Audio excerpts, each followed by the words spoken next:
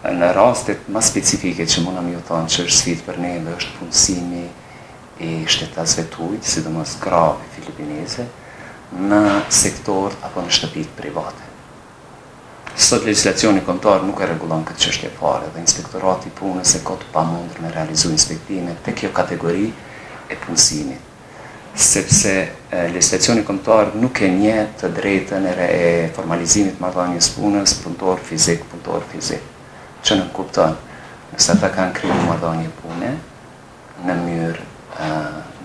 në kundërshtim apo më mirë me thonë jo formale të formalizuar me shkrim, po gojore në shtëpi private, është e pamundshme të realizojmë inspektim, sepse e drejta jonë për të realizuar inspektim bëhet vetëm kur kemi krijim të marrëdhënies punës